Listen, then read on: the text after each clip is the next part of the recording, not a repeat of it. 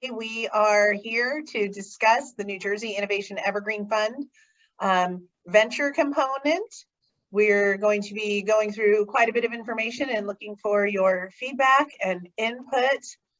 Today we're going to talk about the New Jersey Evergreen Innovation Fund, the venture component of that, which is part of the New Jersey Economic Recovery Act, signed into law on January 7th, 2021. The ERA created a package of tax incentive, financing, and grant programs created to build a stronger and fairer New Jersey economy.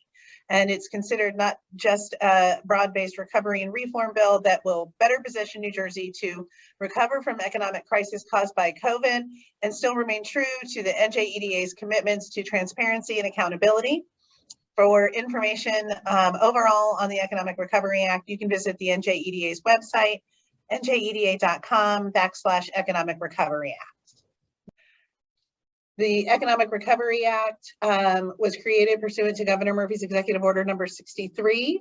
And pursuant to that, we're providing groups of stakeholders with the opportunity to engage with us as we craft these programs and put them through.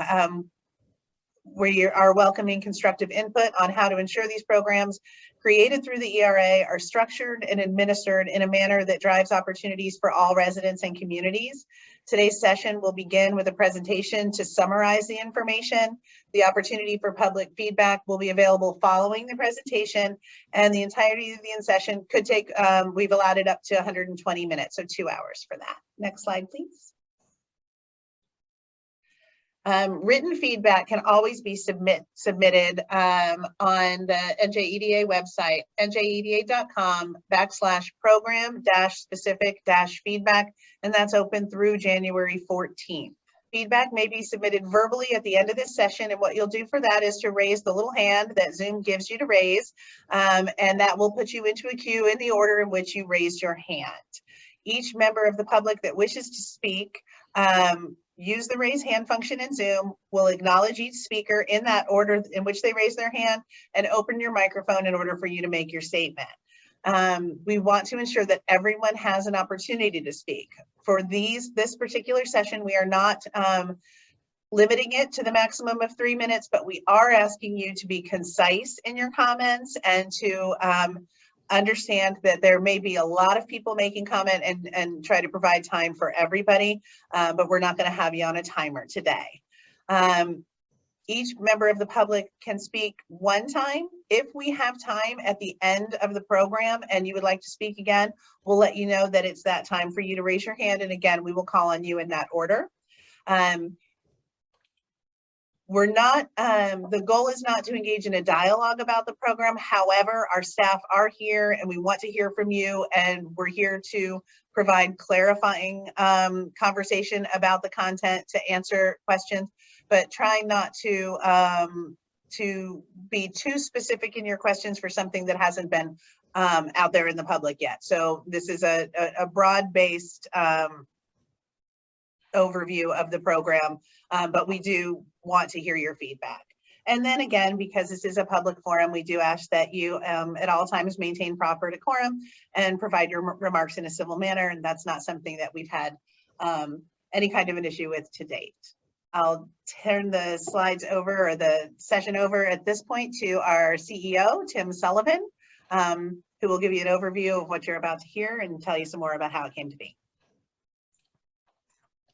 Everybody, Tim Sullivan here from the EDA. Great to be with everybody. See lots of familiar faces or names on the attendee list, and great to have great turnout for this. This is the second of 2 sessions today. Some of you, I think, were on the first session, so apologies for me repeating my my comments here, basically from what we heard this morning. But really excited about this program. The Economic Recovery Act, as a whole, has embodied within it a comprehensive approach to economic development. So things like a successor to the GROW program and the successor to the ERG program, and things like Emerge and Aspire. It's got new tools, things like the historic tax credit and the brownfields tax credit. It's also got at its heart the Evergreen program that we couldn't be more excited about. Going back nearly 3.5 years, Governor Murphy released his economic development plan back on October 1st of 2018. And one of the centerpieces of that announcement, that plan, was this big idea to marry together how to use tax credits in a new and different and smarter, frankly, way to encourage an early stage ecosystem and an early stage entrepreneurial climate in New Jersey that's stronger. Because we know that New Jersey remains one of the capitals of American innovation, but we know that there's other people out there that have frankly gone to school on the playbook that we kind of wrote in the middle part of last century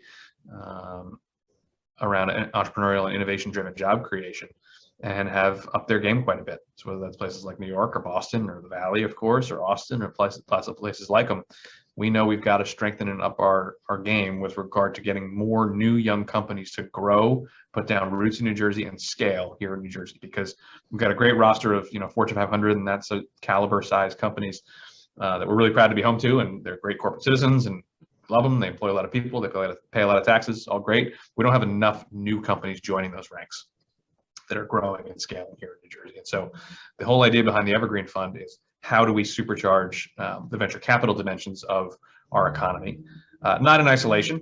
This is not just sort of a throw money at the problem kind of approach, but it's, again, part of a kind of a lexicon or a quilt of more programs to support entrepreneurs, to support founders, to create the kind of spaces that the innovation economy needs to be successful, but also money. We know that capital is a necessary, maybe an insufficient, but necessary ingredient into the equation here. So we're really proud of this idea. We're really proud of this program, and it's sort of early days here. This is the first day where we've really had sort of a public discussion of the particulars beyond the legislation of what this program is going to be. And this is a great opportunity to shape and get feedback on it. We've done these EO 63 listening sessions for lots of other programs in the last 7 or 8 months, which are great opportunities to get feedback on what we think are really strong proposals, really good ideas, really good articulations of what we want to do, but they're not perfect. We know they're not perfect, and we know they can only get better with input from sessions like this and from people who are taking the time to be on this call. So with that, I'm going to hand it to the architect of the whole idea to begin with. Governor Murphy set us a big challenge back in the summer and spring of 2018, back in the very early days of the administration. Let's go big. Let's do something big and bold on venture capital. How do we do so?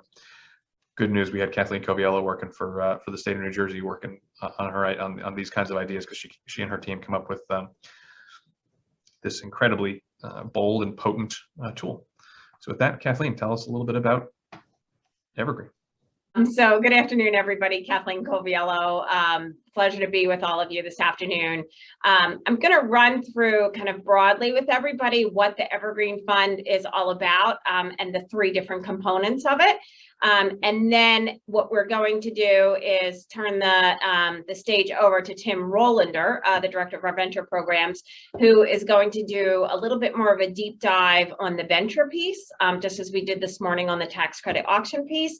And we actually have some specific questions that we would welcome feedback from the folks on this call about. So Tim referenced kind of where we were and where we are today relative to venture capital, Tim Sullivan. And this slide in front of you depicts kind of the stats and where we rank against states that we consider to be our competing states. So you can see the unfortunate drop from 2007 to 2020, and this data all comes from PitchBook. And we're ranking against at number 17 in venture capital with states that we really don't consider our peers. And we want to bring ourselves back up into the rankings where we had historically been back in 2007. We know that having risk capital to grow entrepreneurial businesses is a key component to their success. And hence the creation of this Evergreen Fund and the need to really bring and coalesce more capital into the state of New Jersey. So when we look at venture capital, the landscape in New Jersey for 2020, which is the most recent full calendar year that we have data from PitchBook on, you can see that our valuations are fairly modest, really at the lower end of our peers. So we're not saying that we have frothy valuations and it's not a good deal for investors here in New Jersey. Quite the opposite. But when you look at the scale of funding, Series A through E, that's happened in the state at $1.2 billion, we're significantly below some of our competing states.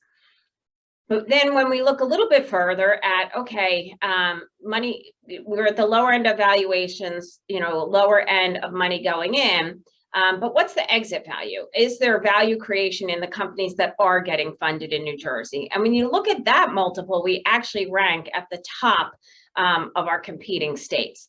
So the investors that are choosing to invest in New Jersey are getting a really solid return. And actually, we're beating all of our peers here. So I think part of the rationale on this is that it's a good decision to invest in New Jersey. We need to get more folks investing in New Jersey. And as we know, the VC industry is full of capitalists looking to make money. And so we believe that there is more money to be made by investing into the state of New Jersey.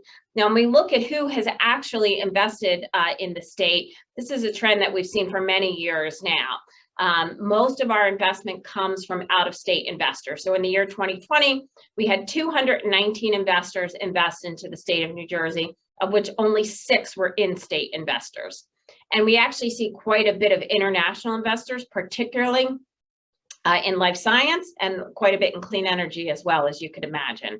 And they also hail across the US from over 35 states. So it's great that we are attracting interest from a multitude of different locations, but we want to make that a bigger number. We want to make it a stickier number. We want the 6 investors that are already investing in New Jersey to do more in the state. And so that's really the genesis for the Evergreen Fund, so that we get more capital to grow businesses and ultimately grow jobs. We need to do work in letting folks know there's a lot of great success stories here. So when you look at that multiple and you see how much investors make relative to investing in New Jersey, there's certainly some huge success stories that have grown significant jobs from an economic development perspective. That's what we're interested in. But from an investor standpoint, to make sure that there's an opportunity to reap returns from those investments. So, these are all, many of these are household names we've seen in the last few years. Companies like Celgene have now gone on to be acquired by BMS, but have grown from, 0 employees selling their losses in the state of New Jersey to an $80 billion acquisition. Of course, many of us are familiar with Audible up in Newark, New Jersey, their acquisition by Amazon, Jet, and their acquisition by Walmart. The great thing is that, one, most of these jobs are pretty sticky and stay in the state once the companies are sold. And the other piece is there's often this trickled out spin out that you have kind of mid-tier management that reaps the gains of the liquidity event from a sale and then go on to start another company. So we've seen that across the board for all these companies here where there's been liquidity. So it keeps the talent in the state, and it brings resources to help grow the companies that are on this list, and hopefully many more that will receive funding under the Evergreen Fund. So really the genesis of this is to create a connection. And this curated connection, we think, is one of the secret sauces that's so important to the success of the Evergreen Fund. So we're going to raise funding through corporate tax auction bids. So most likely it'll be the mid to larger corporate entities in the state that have a tax liability that want to buy these tax credit auctions. And then there will be this requirement for them to engage in a very meaningful and strategic way with the entrepreneurs in the state. As I already mentioned, one of the big things is that we're focusing on job creation and building the ecosystem. So those folks that bid on the tax credit auctions will not only bid on price, but they'll bid on what they're going to do for the ecosystem. We're targeting the state's priority sectors as outlined in the governor's economic development plan. And of course, the end result will hopefully be more capital to grow companies in the state. The end game here is really to make this an evergreen fund, hence the name, where we have successful exits and deploy that capital back into New Jersey businesses. So why now? We hear from so many entrepreneurs in the state that they want to be able to connect into some of our larger corporations. And at the same time, we're hearing from the larger corporations, they want an eye and visibility to the great companies that are being created in the state, either to help their innovation pipeline, to acquire them, to learn how to be a little bit more nimble. And we think this is a great tool to do both. So provide an on-ramp and connectivity for young companies to larger companies, and provide that visibility for larger companies to what's going on in the New Jersey innovation ecosystem. It's going to be important, as I said already, for the engagement and activity. We're going to host regular events. Those folks that bid on tax credit auctions will be required to sit on an advisory board, and that advisory board will engage on a regular basis with the entrepreneurial companies and the investors. And I miss saying as well, the investors often say to us, you know, we want to talk to the potential acquiring company. So it really is a three-legged stool here that we're looking to bring together. And we know that physical connectivity is so important. You know, we've all lived in this virtual world for going on 2 years now, but we still know that it's important to try and bring folks together, particularly relative to collaboration. Many folks are probably aware on this call that there was a groundbreaking just a few months ago for a physical center in New Brunswick, and it's going to be an innovation center. It's going to have our research universities there. We also envision having a Innovation Evergreen Fund presence there. There'll be auditoriums there. There will be connectivity to the NJ Transit and Amtrak Northeast lines. So bringing investors from Boston, New York, and allowing access down to Philadelphia, DC, we think is really important for folks to come together. You know, that circumstance and happenstance connectivity and collision, as we all know, is such an important part of innovation. And so we're really looking about curating all of the pieces to the puzzle as part of this. It's more than just the dollars, as Tim Sullivan had mentioned. Next slide, please. So this morning, for folks that were on that call, we really focused on raising the $500 million and the tax credit auction. And again, this session this afternoon is going to focus on how we are going to qualify venture managers and how we're going to invest the dollars into companies. So we'll do a little bit of a deeper overview at the end of this from Tim Rollander, and I'll provide a little bit of a highlight on how we anticipate this all working. So the auction I mentioned briefly, and we're going to keep it brief on these comments, has two components. It's a bid on a pricing perspective.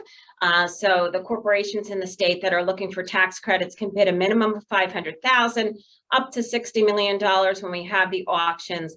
The pricing per credit is at 75 cents on the dollar. Not only do they have to bid on price, but they will be bidding on their strategic component and what they're going to do for the innovation ecosystem.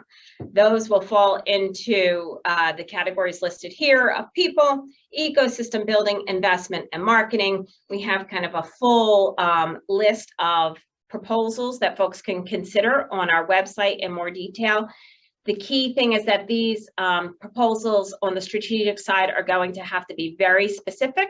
You know, we're going to provide so many hours. We're going to have this talent in our organization that's going to support it, because it's going to have to be monetized. And those bids will be ranked and scored and ultimately awarded to the companies. And so what is the benefit? Why are these corporations going to want to participate in this? And we heard some of this for folks that were on the call this morning. There's a financial benefit, certainly, whether it be a tax deduction or the actual monetary benefit of the 25% discount. But market awareness is key. We talked about this, brand recognition, whether it be, you know, you're to be recognized as an innovative New Jersey company, to be recognized as a company that's interested in building their innovation pipeline, working with young companies, or an acquirer, as I mentioned previously. And certainly access to these companies and to the investors that might be willing and interested in selling companies to the corporations is a true benefit.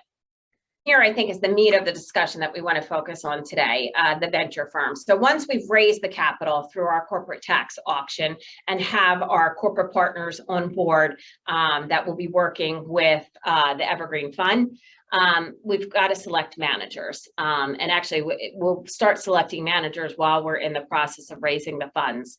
The legislation has some specific requirements on how to approve managers, and the EDA is kind of layering on where we think there's gaps to add a little bit more clarity. So some of this will come down to where we want folks' feedback.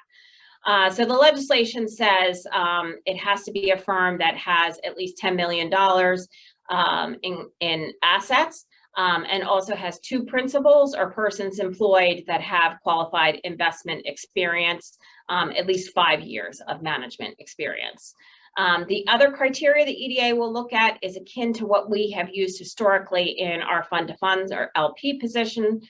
So we're going to look for firms that have management experience with a good structure. We're going to look at the investment strategy of the firm and the location of the firm, as well as their New Jersey pipeline.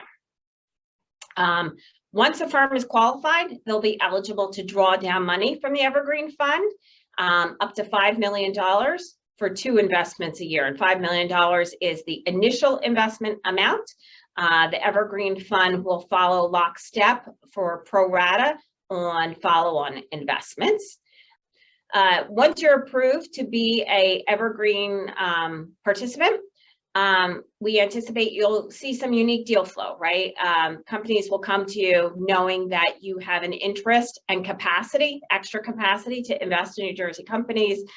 The team will certainly be a resource to send deals. We anticipate holding curated events with qualified entrepreneurs to pitch to the investors. And you will have this kind of seal of approval and participation in Evergreen. One of the big things in addition to deal flow and strategic engagement is the financial metrics. So the Evergreen Fund will be set up as an SPV, marrying the terms of your main fund. So if you invest $1 million out of a fund that you've already raised, you can pull down another $1 million to match that into the Evergreen Fund. That Evergreen SPV will be managed by the manager on the same terms as your main fund. So carry the carry terms and upside terms will all match, and fees will match whatever you have in your main fund. So it's really a parallel fund that will only New Jersey investments. And as I said previously, there will be capacity not only just for $5 million per deal, up to 2 deals a year, but there will be follow-on capital reserve lockstep as well. And then certainly, as I mentioned previously, the access to the ecosystem building, the corporate entities will be a key component, and we hope a benefit to the venture firms that participate in this as well. Next slide. So once we qualify the firms, there will be an abbreviated qualification process for the businesses themselves. The managers will come to the authority with an approved deal at term sheet or close to term sheet stage, and we'll look for things like, is it going to meet the New Jersey employment requirements? Is it going to be in a targeted industry? The targeted industries are spelled out in the state's economic growth plan as outlined here. And there is an opportunity to even bump up that $5 million cap on initial investment if it is a technology that comes out of a New Jersey university or is a minority or woman-owned certified business in the state. So certainly looking for building up some of those focused opportunities in the state. So benefits to the startup, right? I talked about a 3-legged stool. We talked about the benefits to the corporates, the benefits to the VCs, and the third is the benefits to the startups or the entrepreneurs. So we believe this is a dedicated source of funding. They will know if a VC partner they're talking to is participating in this. And I should say that VCs can get approved in advance of ever having a deal, or they can get approved when they have a vision towards or eye towards a New Jersey opportunity. Either will work. They will have committed strategic partners via these mentoring or office hours or networking events or on-ramps to sales opportunities. And again, this is part of the curation of building that ecosystem. And of course, they'll have more capital, a doubling down from investors of available capital in New Jersey, and the access that I talked about previously. Next slide, please. So all of this brings together the New Jersey Innovation Evergreen Fund. I said three-legged stool. We're depicting it here as four pieces to the puzzle.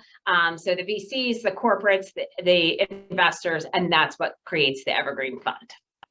And certainly that economy curation is a key piece to it. Next slide. So that's kind of high level where we are on the Evergreen Fund, what the pieces to the puzzle look like. And again, this morning we spoke with a significant group of folks about the corporate tax auction bid. What I'm going to do now is turn this over to my colleague, Tim Rollander, who's going to talk in more depth about the VC piece, qualifying the VCs, qualifying the deals. As Tim will share with you, some of this is legislative through the law that created the Evergreen Fund.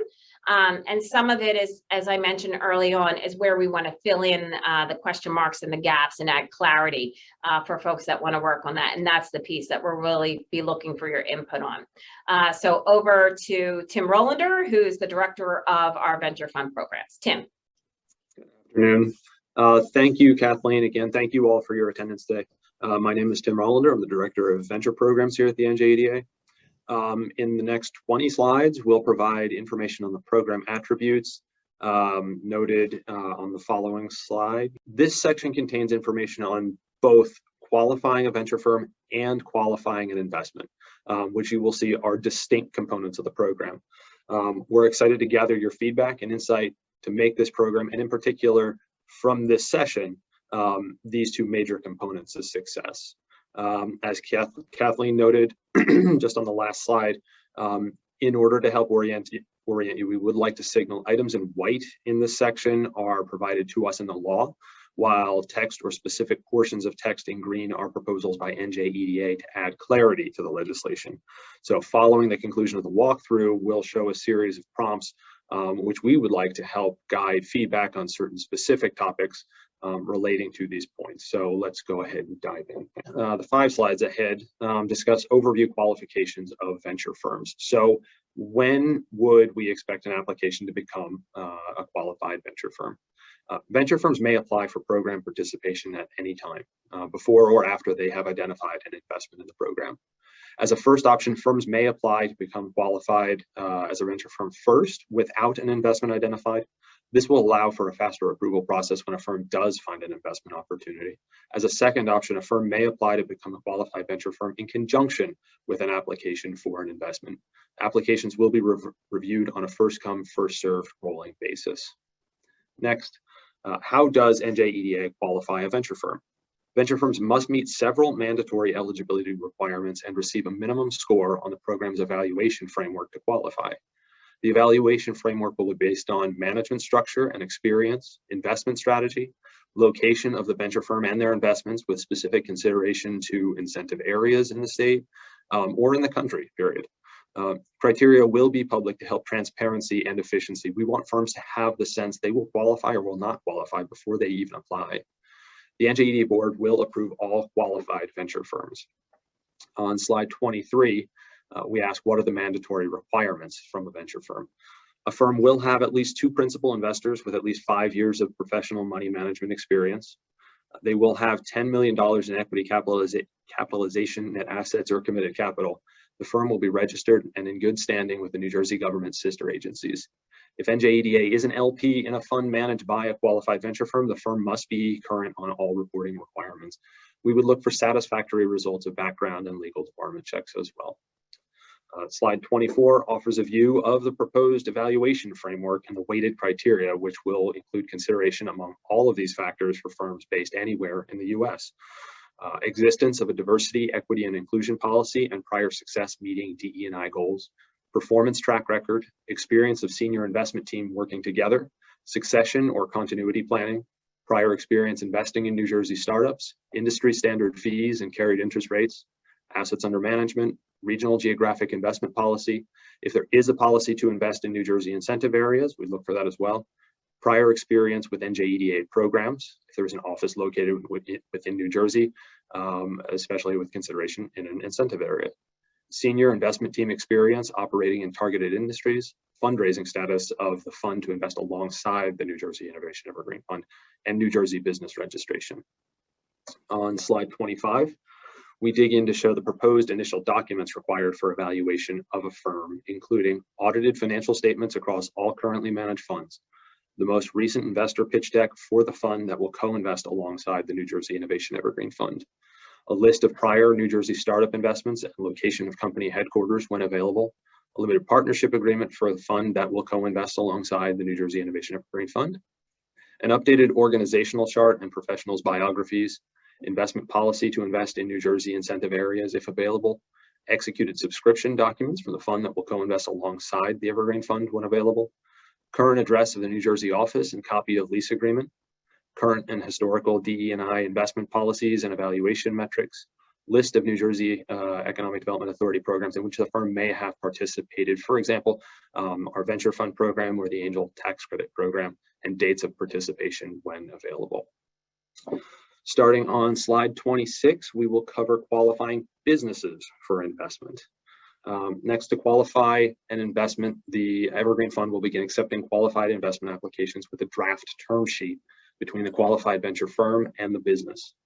NJIEF staff will review the diligence by the qualified venture firm and assure alignment with program rules for eligibility. Staff will not underwrite investments. We are relying on the expertise of the qualified venture firms to pick great investments for us. Applications will be reviewed on a rolling basis, considering the availability of capital. Availability will be updated continually on the EDA website to broadcast this information. Board approval will be required for initial investments.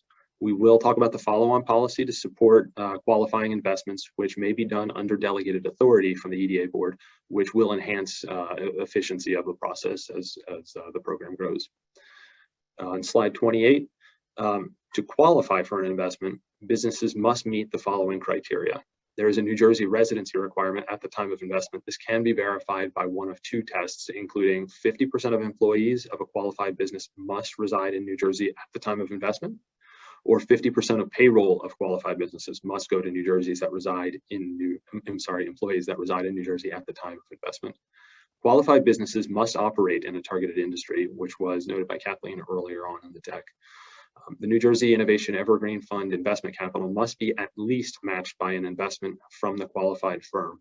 The minimum investment from the Evergreen Fund will be $100,000 with a maximum of $5 million, or to the extent specified circumstances are met, up to $6.25 million. If a beneficial owner of a qualified venture firm participates in the tax credit auction, the venture firm may not make a qualified investment from the Evergreen Fund in the relevant tax year to mitigate the possibility of some undue financial advantage. This might include a situation whereby a corporate participates in the auction and where they have a related venture arm. Next, continuing with the required checklist, a business must meet one of the following tests to meet the high growth business requirement. Again, we will welcome your feedback on this point later. The business must demonstrate year-over-year revenue growth of greater than 25%, or customer growth of greater than 25% year-over-year, or valuation growth 25% since the last fundraising round. In case there has been no prior round, we may accept a third-party valuation in that instance. The business must have fewer than 250 employees, and the business must be registered to do business in New Jersey. Next slide, please. Thank you. Required documents from the qualified venture firm at the time of application will include audited financial statements of the current funds managed by the venture fund, if applicable, an indication of amount reserved for follow-on investments, the limited partnership agreement of the fund that will co-invest alongside the Evergreen SPV, a list of beneficial owners of the investment firm with an ownership stake above 15% of the management company, a copy of the executed term sheet or draft term sheet if completing a pre-qualification application. On slide 31, documents required from the qualified business will include an employee log and NJWR 30 to demonstrate the residency requirement, articles of incorporation, New Jersey business registration of the company, indication of the targeted industry, and description of the primary revenue and expense streams for the business. To help verify the qualification status as a high growth business, financial statements for the most recent quarter and period 12 months prior, or a customer list for the current period and 12 months prior, or a term sheet for current and previous financing round or results of a third-party valuation. Again, these are all OR tests, so it must meet one of the three. Any copies or patents, patents or copyright agreements if seeking qualifications in New Jersey University spin-offs or leveraging university IP. New Jersey State certification as a woman or minority-owned business, if applicable. A copy of a lease agreement for a New Jersey office, trailing 12 months revenue by office location, and number of employees by office location and date of establishment of offices, if applicable. On 32, once an investment is approved, the qualified venture firms will establish a special purpose vehicle for the purpose of holding New Jersey Innovation Evergreen co-investments. The program will use a standardized SPV agreement. Principal terms such as management fee and carried interest rates will mirror those in the qualified venture firm's managed fund co-investing alongside the Evergreen SPV. Standard SPV agreements will clarify select additional terms for the qualified venture firms, such as compliance and reporting requirements and state-specific requirements. Venture firms that do not complete their annual reporting requirements in a timely fashion will not receive management fee payments until reports are completed. The NJIEF will enter into agreement with the qualified business to clarify compliance requirements for New Jersey Innovation Evergreen Fund investments. Venture firms may report businesses' information on their behalf. However, the NJIEF may engage directly with businesses if reporting requirements are not fulfilled by qualified venture firms. On slide 33, which is the final slide of this section, the Evergreen Fund will reserve for follow-on investments in lockstep proportion with the qualified venture firm and will require lockstep investment rights. Evergreen will update its reserves annually after receiving updated reserve projections from the qualified venture firm. Reserves will be capped for any given fundraising round at $5 million or $6.25 million for qualifying investments. Aggregate investments in any business will be limited to 10% of the sum of Evergreen Fund capital invested and uninvested. Aggregate investments with any qualified venture firm will be limited to 15% of the firm's total AUM. On slide 34, we will take the next 3 slides to start speaking on reporting and compliance. So Caitlin, next slide, please. So what happens if a qualified business leaves New Jersey after accepting an investment by the New Jersey Innovation Evergreen Fund? If a qualified business fully leaves New Jersey before the end of the qualified venture firm's fund life, the business may be required to purchase or facilitate a purchase of NJIEF's shares at greater of cost or fair market value. Sales of shares will be at the NJIEF's option, with exceptions to exercising options requiring NJIEF board approval. If a qualified business partially leaves New Jersey before the end of a qualified venture firm's fund life, the business will be given 1 year to revert to compliance before triggering the penalty detailed above. The business must meet one of the following requirements to remain in compliance, tested annually. So we will look back to one of those 2 initial tests. At least 50% of the full-time non-retail employees reside in New Jersey, or 50% of the wages are paid to full-time non-retail employees who reside in New Jersey. Or at least 50% of the full-time non-retail employees will work in New Jersey, or 50% of the wages are paid to full-time non-retail employees who work in New Jersey. On slide 36, what are the reporting requirements by the qualified venture firms?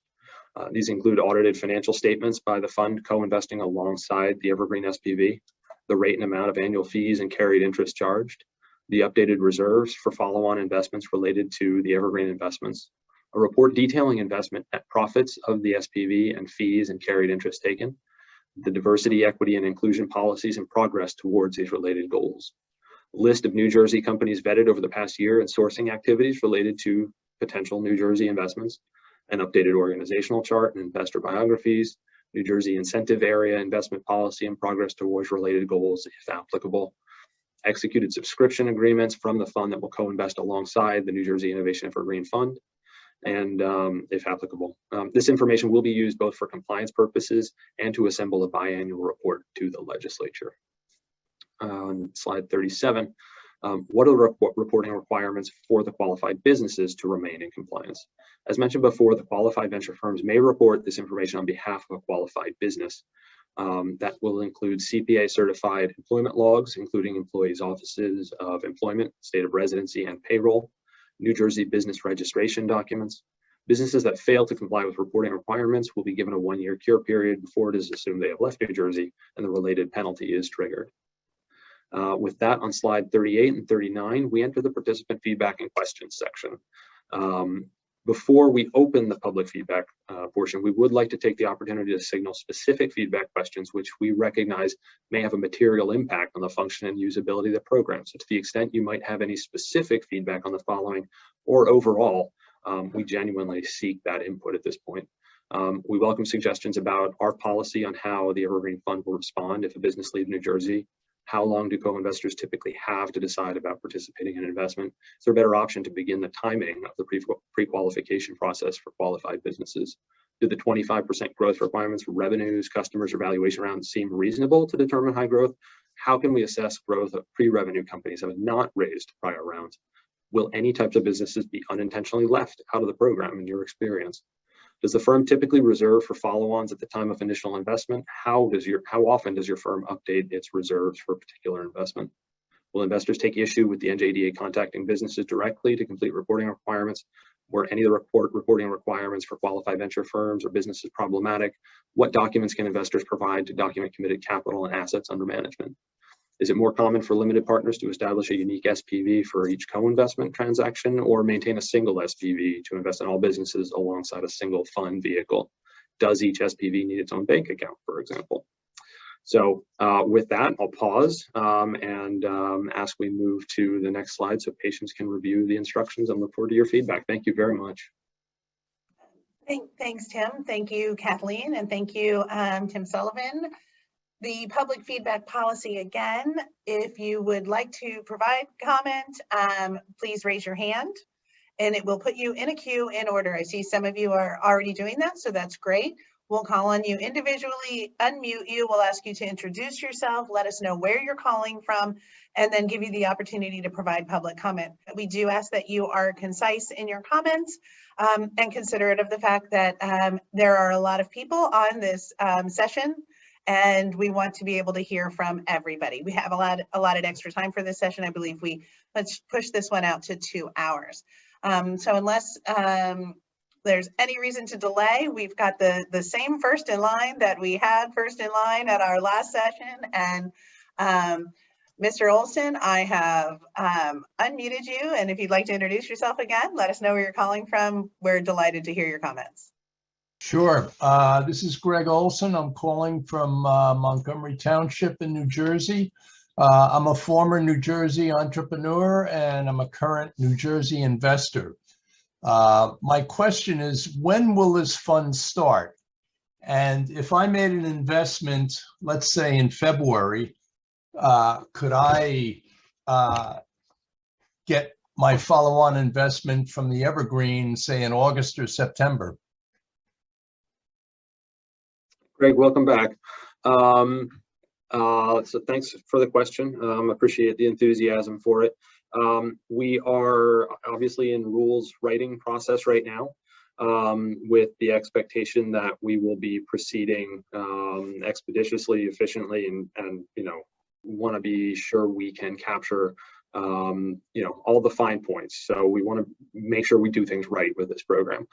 So there's not a specific timeline I can point to at this point in terms of the date the application opens specifically, but we'll be sure to voice that in the market as we go.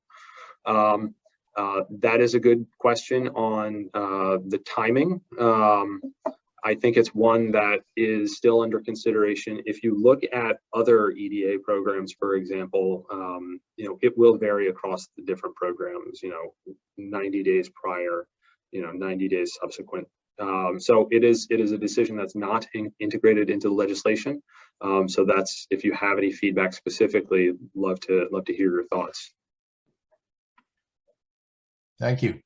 Yeah, and I would just add again that this is helpful and thought-provoking because it hasn't been addressed yet. A look-back period, I think, is what you're asking about, Greg. So certainly something that we have to put pen to paper on. Yep. Thank you very much. Next, we have Jerry Brunk. Jerry, you should be unmuted at this point, and you can, if you'd introduce yourself and let us know where you're calling from. Thanks. That's great. Yeah, can you hear me okay? We sure can. Okay, wonderful. Yep, so I'm Jerry Brunk. I'm a managing director at Lumira Ventures in Boston. We're a healthcare venture capital firm. Tim, thanks for a great overview. Good to see you guys again. think we're a 3-time New Jersey investor with Pharmasset, Engage Therapeutics, and Antios Therapeutics most recently. My question, one question and one feedback. The question was a timing question about eligibility timing for a venture fund to apply. Does that process need to be connected to fundraising for a new fund, or can that kind of be, application to happen relative to a fund, an investment fund that has already closed but is still in its active investment period? Yeah, no, that's a great question. What we're doing is qualifying a venture firm, so it does not need to be specifically tied to a current fundraise, honestly. We would love to have folks apply early on so that it can, help us work on a more efficient process, more efficient timeline when an actual investment is identified. So we'll look forward to its rolling application process. So that could even Jerry, cut if I across could, multiple funds, I guess, right? Because Yeah. the SPVs can be set up independently. I'll add a little clarity there for you as well. So certainly we need to review the terms specific to the fund. So if we qualify the firm, it would still need subject to review of the fund itself, right? Mm-hmm. So, Fund 2 and Fund 3 might have different financial metrics and terms, but we could pre-qualify the firm and then look to sub-qualify each fund. Mm-hmm. Great, thank you. That's a very thoughtful way to go about it. And then just a final comment on feedback on specifically on this page here, the high growth business definition. For our part of the sector, obviously biotech and life science companies, these definitions might not precisely fit. So I would welcome you guys to maybe think about a metric that would apply even apart from the valuation one, that might fold in a pre-revenue biotech company, or one that doesn't necessarily have a valuation step up between, say, a seed round, which might be a convertible round, or a Series A or B done at even a flat round among the inside investors. I'm not sure what that metric would look like, but happy to give that some thought. But that's unique to our realm, where our companies typically are pre-revenue. Mm-hmm. Yep. Yeah. You hit that right off the bat there, Jerry. That's definitely that's like our chief consideration in mind for. You hit it right off the bat. One of those three does not consider the circumstance you outlined. So, love to get together with you. Love to hear any thoughts that might come to you, given your experience in the space. Absolutely. Great, thank you, guys. Thank you. Next, we have Stephen Cohen. Stephen, you should be able to unmute yourself and introduce yourself and let us know where you're calling from. Thanks. Great. I'm Steve Cohen. I manage the Morgan Lewis Emerging Business and Technology practice and at our Princeton, New Jersey office, and work with funds on fund formation issues, companies, and investors. So all over this. The one feedback I did want to give to you is that you want to make this easy for the funds. And so I would highly suggest that as part of the application process, that you work out the terms of the SPV with each fund, and that each portfolio company investment simply be a class of that SPV, so that there is no more paperwork required after someone is qualified. They simply make investment 1 is a class 1 unit, investment 2 is a class 2 unit.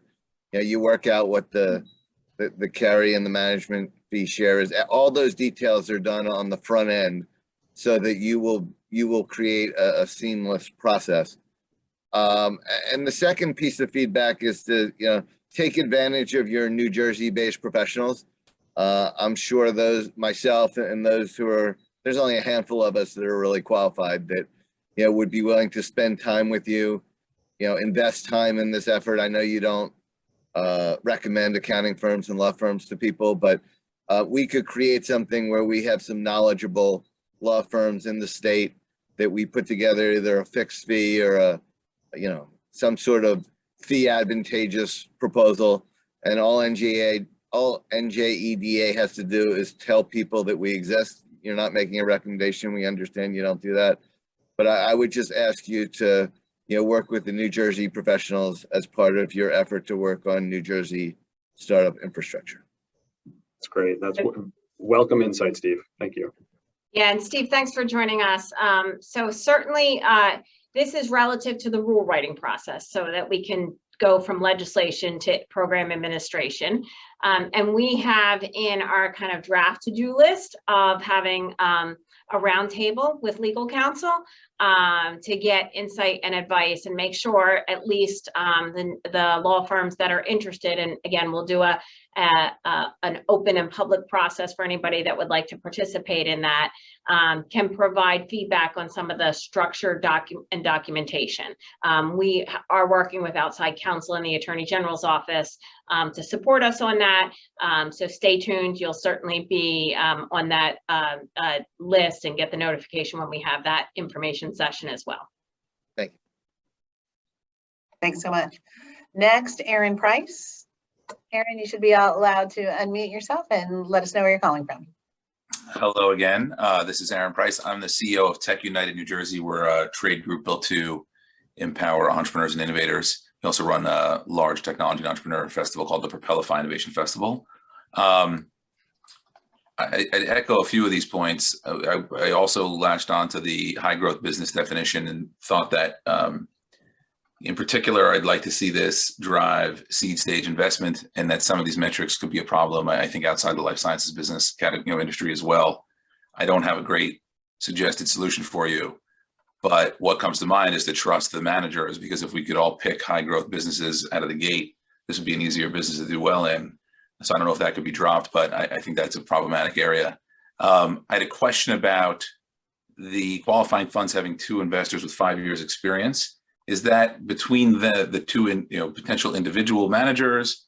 If there were a new fund formed and a new manager came on who had 5+ years of experience, would that qualify, or does the organization itself have to have, or the fund itself have to have 5 years of experience? Yeah, thanks for the questions, Aaron. Welcome back. Great feedback on your point on the high growth business metrics. Again, as you're out in the market and you are out in the market engaging with a lot of these businesses, we'd love to hear any feedback from you that could, make sure we don't have any gaps there. On the experience, we're looking at the individuals. You got it. We don't want to box out emerging managers, and we'll very clearly articulate when we do come out with the formal rules what qualifies as experience in this case. Is it having worked at a venture firm previously at kind of a mid-level, for example, and now you started your own firm? Is it having worked in an operating capacity? So we will definitely outline that. So thanks for that input. That's great. I would echo one other piece, if I could, on in line with what I was talking about earlier this morning. To Steve's point, I think if there are if there's preferential treatment to service providers that are in the New Jersey market, I think that would be a good way, again, for this program to be supportive of those who've been involved in the ecosystem for quite some time. Great, thank you. Thanks, Aaron. So I see a lot of familiar names on our attendee list, and I'd encourage all of you to raise your hand. Thank you, Glenn. Glenn Bressner is next. You should be able to unmute yourself, introduce yourself, and let us know where you're calling from. Thank you. Glenn Bressner from Activate Ventures. If 2 qualifying funds elect to co-invest in the same term sheet, would the Evergreen Fund match both of those funds' commitments? Good question. Yeah, so its application is on a first come, first served basis. We would, I'm sorry, was there a question? Okay. We would look to the first application that comes in first. I think there's, to your point, there's a consideration for concentration risk there. That's not specifically outlined in the rules yet as to how it would be managed, but I think we would look from an overall exposure to the deal in the first place, actually. Kathleen, any other input? Yeah, and certainly, Glenn, we'd welcome input from yourself and other fund managers relative to this, right? We could do it on a first come, first served basis. We could do it on a pro rata basis. As Tim mentioned, and others have heard, you know, there's this $5 million cap per investor per deal, and they're allowed to do 2 deals with Evergreen a year. So there was some contemplation in the legislation to limit concentration risk. So again, happy to get input from folks who might, you know, run up against this. You know, should it be whoever gets their completed application in first to us, or should it be prorated if we have multiple approved managers in a deal? You know, you don't have to answer that today. But you know, we need input on this in the coming days, and so you know, feel free to reach out to any of us outside of this, even if you want to noodle it a bit. Thanks. And I'd also, on that note, remind everybody that you can submit your written feedback on our website at njieda.com/Economic Recovery Act/program-specific-feedback. So if there's something you feel like you didn't get to today and you want, there it is right there on your screen. That's great. You know, please feel free to do that. Our next commenter is Saul Richter. Saul, you should be able to unmute yourself, and please let us know where you're calling from. Hey, can you hear me? Yes. Great. Saul Richter, the founder and managing partner of Rittenhouse Ventures and frequent New Jersey investor, and thrilled to hear about the new program here. He just wanted to understand the logistics of follow-ons and timing on follow-ons, and you know, pay to play and so on and so forth that can play out in different environments. So has that been thought through in terms of and just understanding the process for not the initial investment, which you've given in good detail, but subsequent potential investments, both offensive and defensive investments?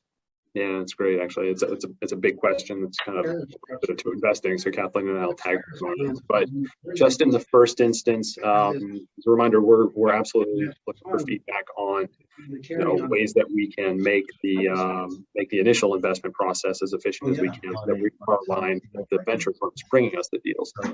To your question on follow-on, the initial deals will be board approved by the EDA board. We will be seeking delegated authority from the board to offer delegated authority to the staff to approve follow-ons. We recognize timing as a consideration, and you know, our board cycle operates on a monthly basis. So we want to be able to have that authorization to basically go, okay, look, we've approved this manager, we have vetted them, we have vetted this initial transaction, and this, you know, lockstep goes right alongside of our process. So it should be an efficient process where we'll be able to follow right alongside. To the point that Steve Cohen made earlier, we want to make sure that we've got the right structure in place so that it can facilitate additional follow-ons, again, efficiently lockstep with the managers. So Kathleen, any other thoughts? Yeah, the only thing I would mention that I don't think we've been clear on yet is that the Evergreen Fund will come in at the first investment for a manager. So we won't, if a manager is in a Series A round and doesn't use the Evergreen Fund can't be used for the B round. We want to make sure that it's pari passu and on level playing ground with the matching fund of the manager.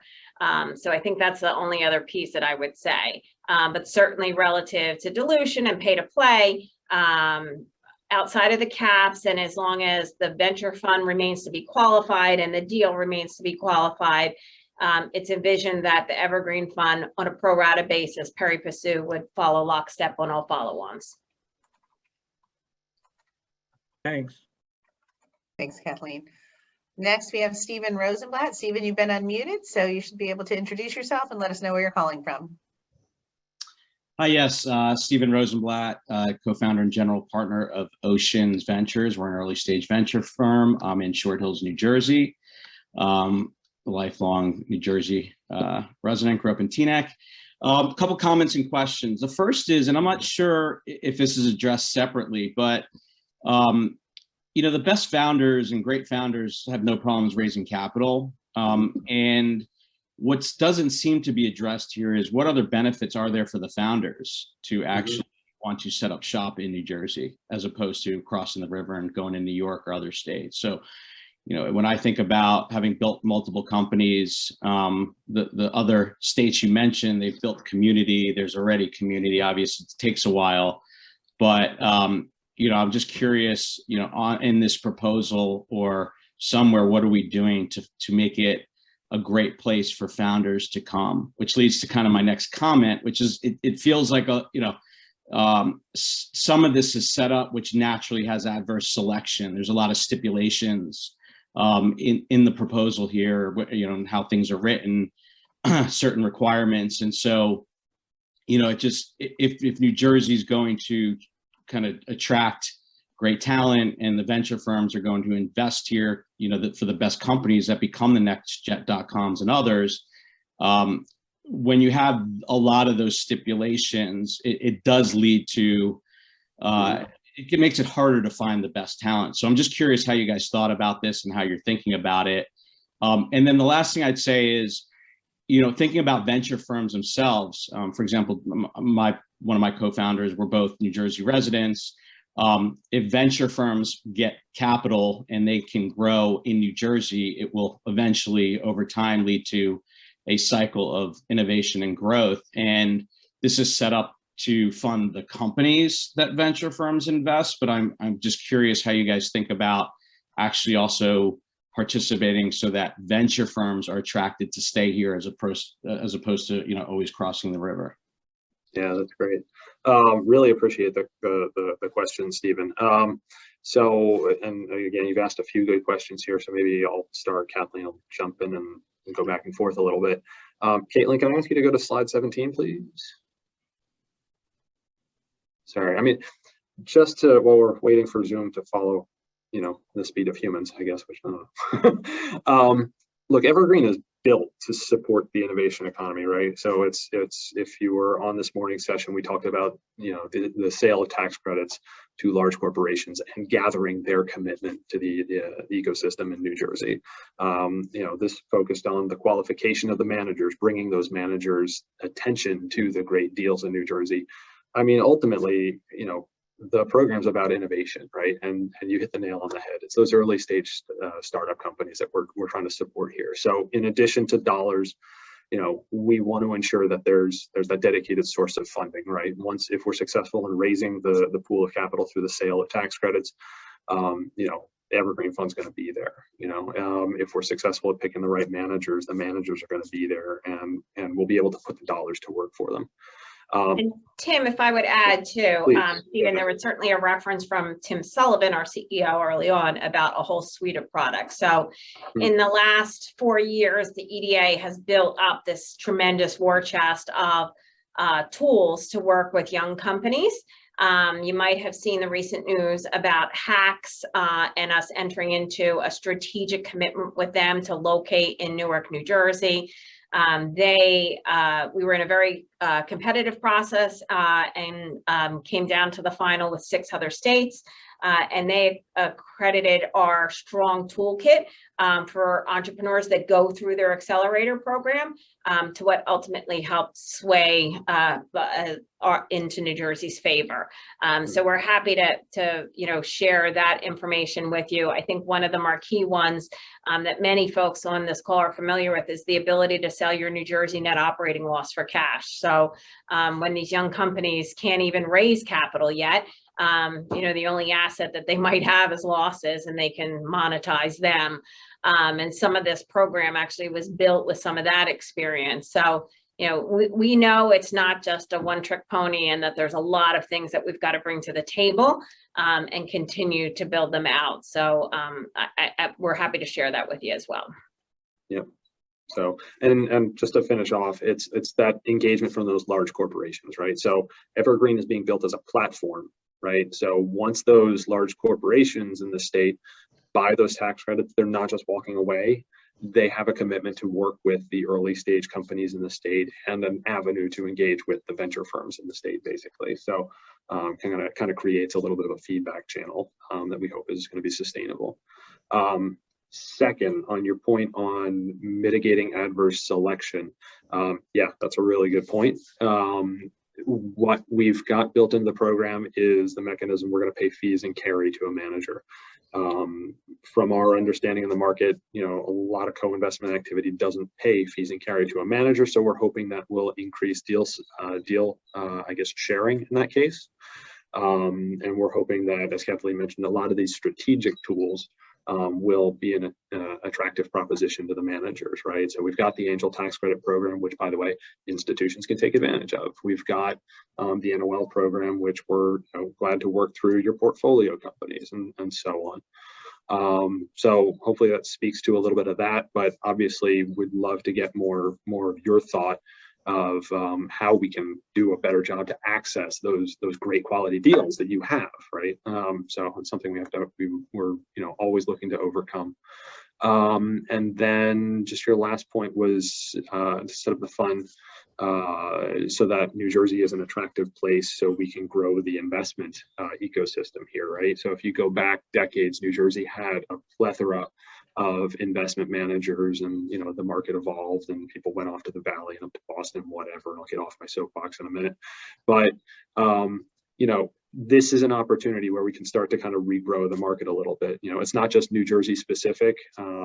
You can see it's not just the Valley, it's not just Boston anymore. You've seen hubs popping up in Texas, you've seen hubs popping up in Ohio and in the Southeast and all over the place. So those regional venture firms are ever more important, basically. So this is, our venture fund program's been around for 20 years, our core program.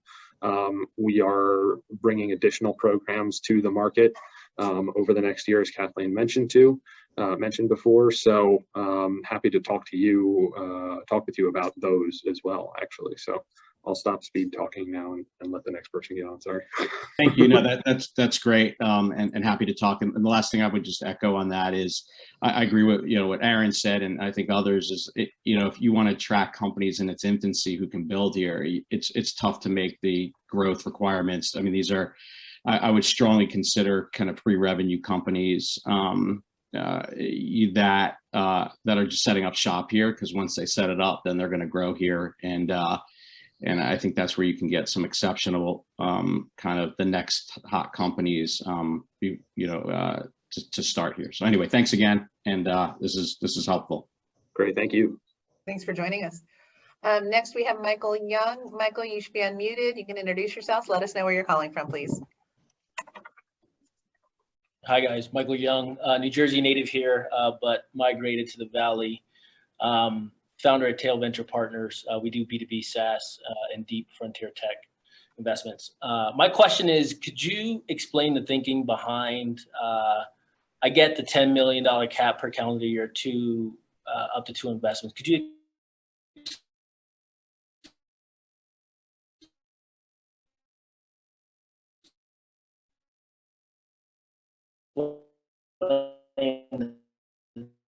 thinking I do that additional $1 million from the NJIEF 5 times.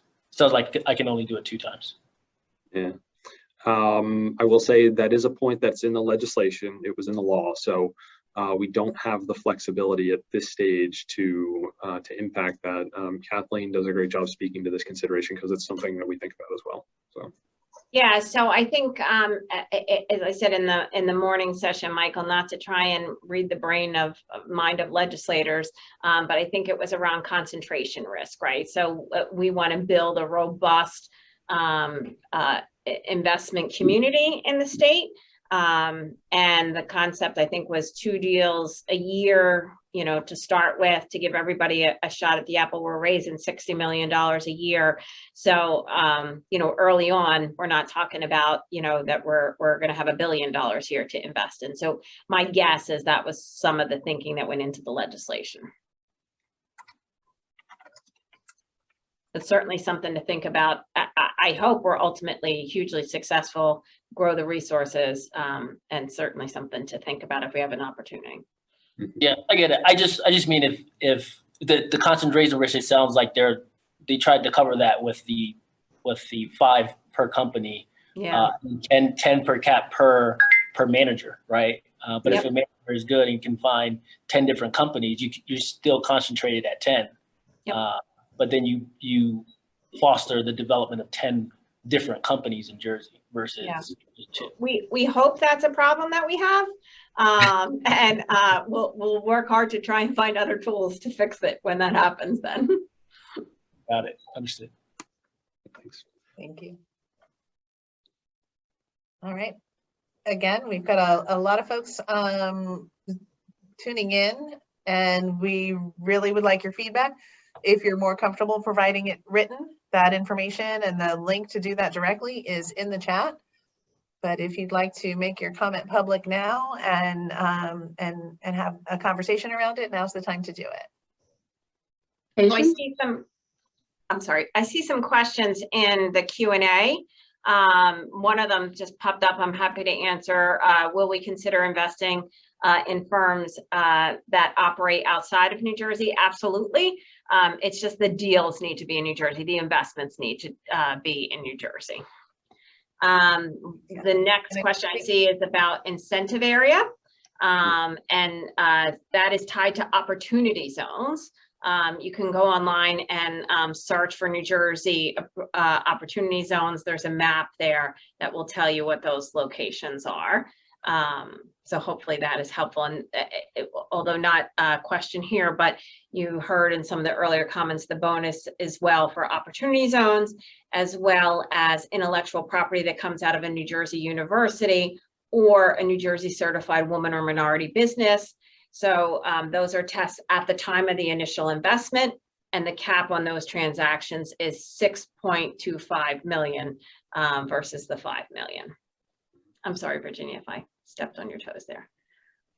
No, I think that's great. And I think that appreciate it. There is a question in the chat about making the list of participants on the call available. I'm not sure that that's something that we can do without the permission of all the participants on the call, but we can look into that. However, if you all see each other's names and know each other, you know, I suggest a little Google search will probably turn up any one of you on this session from what I can see. We do have Aaron Price back again with his hand up. So Aaron, I've unmuted you if you want to ask your other question or provide some more comment. Can't help myself, Patience. When you say if there's more questions, I have a long list. So I hope when I saw your smirk, it was like, here we go again with this guy. This comment may be more relevant from this morning. So if you'd rather punt on the answer, that's fine. But I'm trying to make sure I understand the math for the bidding process. If it's a minimum bid of $500,000 and a 75-cent minimum, bid per dollar, is it accurate to say that a tax bill of roughly $670,000 would yield this $500,000 commitment? Is that what we're talking about for the corporate potential savings? Basically, it's you're paying for the tax credit now at a discount. I haven't done the math, and I'm a terrible at arithmetic. But if that's what it is, then yes, I think that's right. I just want to make sure I'm thinking of it structurally correct. I think you've answered the question. Yeah. That's all I've got. But thank you. No, Thanks, Aaron. Okay, next we're going to Mark Kolb. Mark, you've been unmuted. Please say hello and let us know where you're calling from.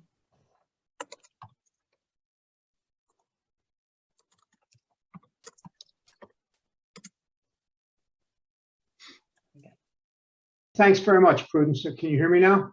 Absolutely. Yep. Okay, terrific. Mark Kolb, a partner with Tech Council Ventures, here, a New Jersey investor. And before being an investor, I ran multiple businesses here in New Jersey that I founded, early stage businesses, and raised venture.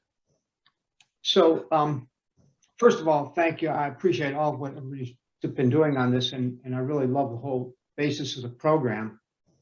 And I really was struck by Kathleen's comments early on, where she said how we've moved as a state from, I guess it was 8th position to 17th, and the importance of trying to move back in that, get back to 8th or get back to 3rd. So, and then I was also struck by Steve Rosenblatt's comments about how we need to make this attractive to these CEOs to get them to build their businesses here in New Jersey. So I guess the first comment I'll make is I'm a little troubled by the put option. that does not feel attractive to me. And it's tough to build a business. It's tough when you're building a business, you don't exactly know where it's going to take you or how it's going to take you. And if we put the put option, to me just feels a bit troubling right up front with these companies, because the best CEOs will say, well, maybe I just don't need that kind of money if it's going to prevent me from doing something that I might need to do for my business in the future. So just something to think about that. Yeah, and Mark, certainly, that's why we put it, no pun intended, put it out here for discussion, right? This is New Jersey taxpayer money. There needs to be some nexus and requirement to New Jersey, and there needs to be penalties. And the legislature has been very clear around guidance on using taxpayer money for that. Now, I will say we've tried to understand and put some guardrails, flexible guardrails in where we can, so that a company has, they know the requirement going in, right? We want full transparency and visibility. The company will be tested annually. The legislation has an annual test of live in New Jersey, and we are adding or work in New Jersey. Understanding that a business can't control where the employees live. The other kind of flexibility we've tried to add in the proposal is that we would give companies a year to cure. So, if for 1 year you fall out, then you have a whole nother year to get in alignment on that 50% number. So, and again, if folks have other thoughts, again, we're trying to have this kind of balanced approach about fiduciary responsibility and trying to make sure that we're transparent, but also to get more investment dollars to New Jersey companies. Yeah, I appreciate that, Kathleen. And I think you're right. It is a question of balance, and the transparency, the upfront transparency is very, very important. So, and maybe, given the guardrails and so on, maybe it's not as troubling as I would have first thought. The other comment you'll hear from me is around the residency. I certainly understand the importance of people working in New Jersey or living in New Jersey. I've been a New Jersey resident since 1965, and I happen to love New Jersey. That being said, I think it's tricky these days. So, well, certainly not even before COVID, but given COVID, so many of these businesses are virtual, and so many of them can't control where they find their talent. And it's challenging that we could have a very, very successful business here doing great things for New Jersey, but maybe they have employees literally around the globe. And I wish that the 50% didn't knock them out of the box, because they could be doing lots of very large revenue and great things for New Jersey, but it turns out that they've got employees in South America or in Ukraine or in Texas or where have you. So I don't know how to answer it, but I just know that the virtual nature of these technology businesses these days is really making that requirement a difficult requirement, I think. So just a comment. Yeah, and that 50% live in New Jersey, again, is part of the legislation. And we've tried to add flexibility by adding a additional test, an or test, or work in New Jersey. Now, we can't change the legislation for the initial investment, but from a compliance standpoint on an annual check basis, it will be or. They can, live in New Jersey or work in New Jersey. Got it. Okay. Hey, thank you very much. I appreciate all of what you're doing. Thanks, Mark.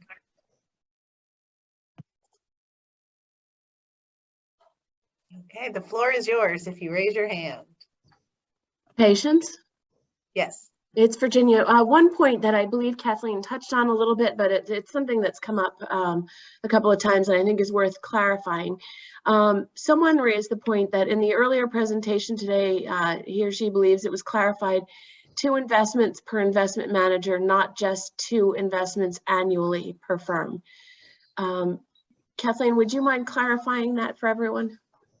I'm looking at Tim nodding his head. I'm going to punt to him if that's okay. Yeah, no, that's a good point, Virginia. I'm sorry if it's not obvious in the slide deck. It's the rule is a maximum of 2 investments per manager may receive funding from the Evergreen Fund per year, not 2 investments total per year. It's we'll take as many deals as we can here to review, but it's 2 deals per manager. Yeah. Thank you. Thanks, Virginia.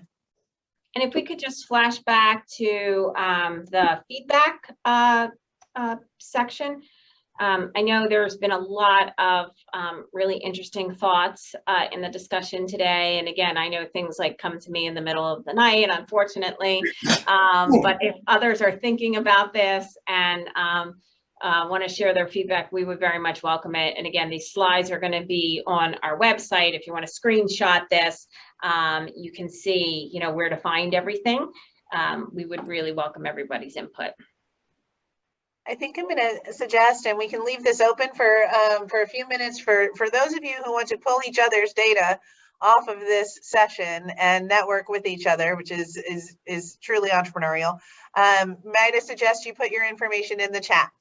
I've noticed a couple of folks doing that already, and we can keep this feed open. If you would like to share your contact information with those that are still here on the session, please do that now. And we'll leave it open for another couple of minutes for y'all to pull anyone off that has put their information out there. I did happen to see a question in the chat. Is there a minimal size for a small business to be considered for venture capital investment and participate in the program? Yes, thank you. The minimum size is $100,000 initial investment. So maximum of $5 million with potential for $6.25 million, minimum of $100,000. It speaks to largely the scale we think is needed to really run a capital efficient program. There's costs with setting up an SPV, for example. And if we're successful with the auction, it'll be a large volume of capital. So we want to make sure that we're putting it to work efficiently.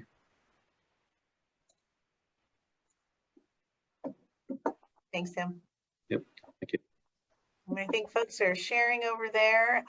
While that's happening, the EDA, we all want to thank you for participating today. This type of dialogue and information is vital to the creation of our programs and success of our programs, and your participation is very much appreciated. It's a good portion of your day, and some of you have joined us for both sessions. Thank you very much. And again, we'll leave this open for just a few more minutes, but we'll say thank you now and wish you a happy rest of your afternoon. Thanks for joining us.